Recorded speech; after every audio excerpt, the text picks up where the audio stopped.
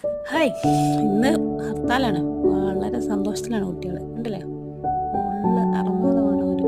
അപ്പോൾ അവര് പുഴയിൽ പോവാന്ന്. അങ്ങനെ ഞങ്ങളെല്ലാവരും കൂടി പുഴയിൽ പോയി. ഹർത്താൽ ആന വന്നതാണെങ്കിലും അർമാദം നമുക്കൊരു ഭക്ഷണമില്ല. വയനാട്ടിലെ ഹർത്താൽ ഇങ്ങനെ. അങ്ങനെ ഞങ്ങൾ പുഴയിലേക്ക് നടക്കുക. വീടിൻ്റെ അടുത്ത് തന്നെയാണ് പുഴ. ഞങ്ങൾ ഇടയ്ക്കിടയ്ക്ക് പോകും. വളരെ സന്തോഷമുള്ള സ്ഥലമാണത്.